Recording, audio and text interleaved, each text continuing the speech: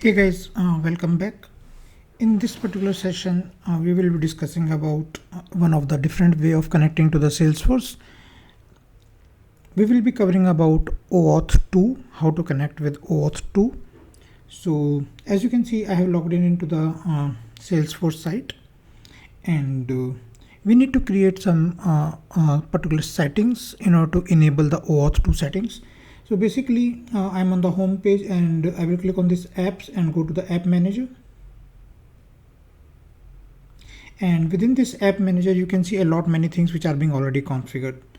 So I will be taking a reference from here and there, and will gradually come to the same page. Okay. So this is the page where you can locate all the apps which are being created and which are being basically referred. So just click on new connected app. You can put some value like MuleSoft test app auth test app. Okay, it will repeat the same. You can put some details. I will put some dummy data. Okay, you can, if it is being required, you want to customize, you can put the logo image, icon, URL, something like that. You have to enable this OAuth settings. You can give a callback URL. It could be like as simple as that: http localhost colon 8081 / callback. I'm being very specific about it because in most of the cases I use this callback URL only. You can use any customize as well. I will not be using this digital signature for now. And for the available OAuth scopes, it is better to go with all because we are on the POC, or you can say on a practice session. But later on you have to be very specific, like what OAuth scopes you want to expose. In ideal scenarios, it could be this: your data in basic information, and OpenID, and refresh token, and access your data via the web. That should be all required. But for the time being, let's select all and put on the right hand side using the add button.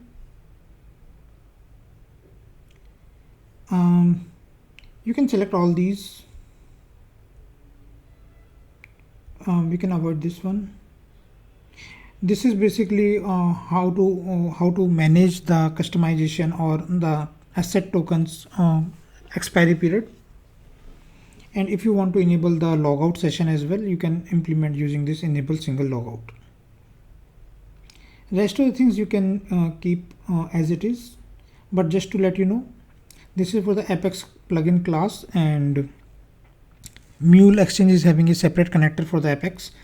Similarly, in case you want to expose it using a mobile app, you can select all these particular things. You can put a mobile start URL and all the pin protected, whether you want it or not.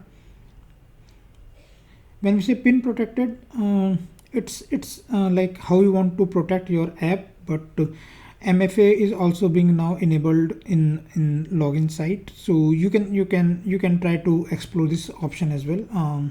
This is something I still need to check out, but just a thought.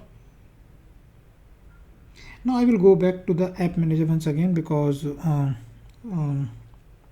it takes some time to get it configured, and once you are done, it will show something like it will take something around 2 to 10 minutes to get it activated, but pretty much the same stuff. Let me show you over here. Once all set, it will show this consumer key, this consumer secret, which you can click to reveal. I will not be clicking it for now for the obvious reasons.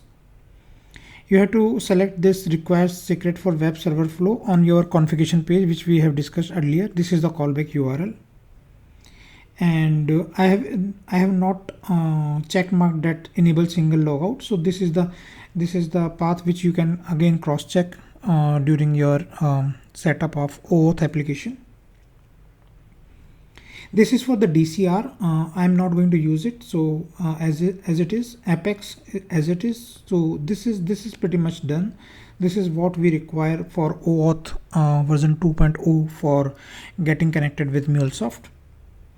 Let's quickly jump to our Anypoint Studio, and as usual I will be making use of my Mule domain project,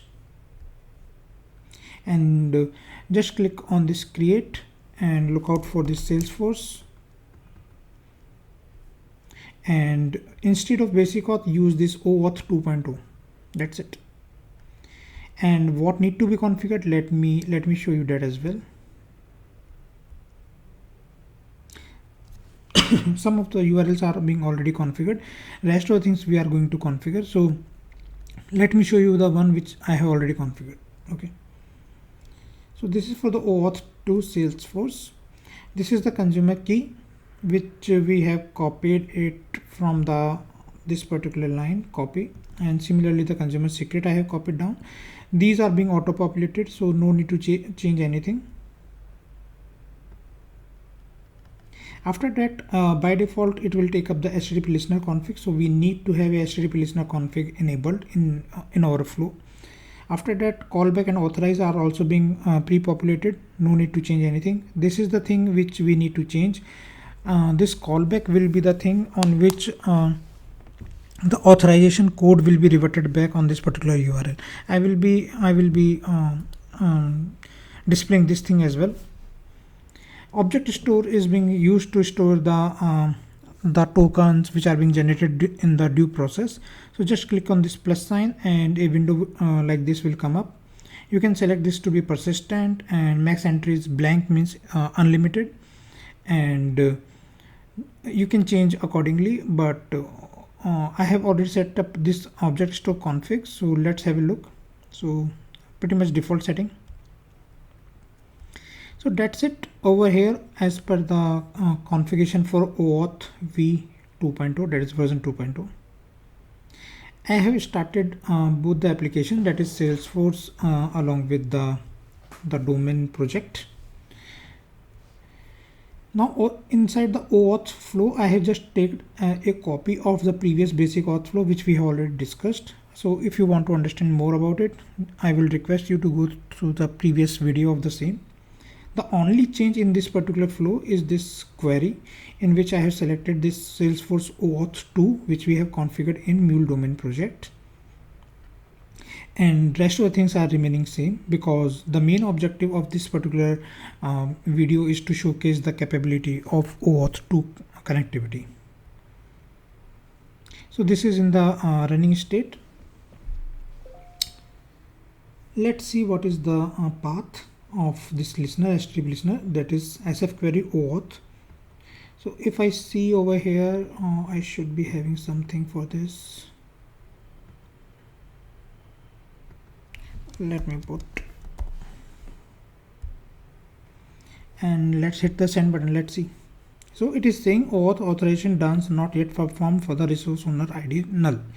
So in order to enable, or in order to make sure this authorization dance mechanism is being completed, we have to make use of our some of the URLs.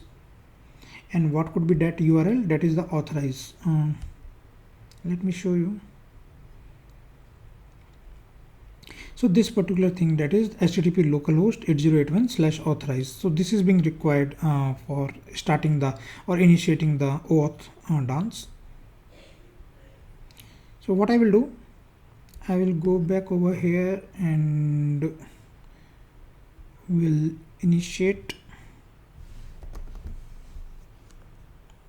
One second.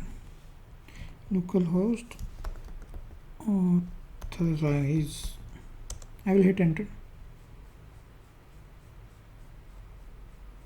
So now you can see successfully retrieved the access token, and in this you can see this code is getting generated, right? So it means we should be good now, and let's try to hit it again from the Postman. And when I hit the send button, let's see what is the response I am getting back.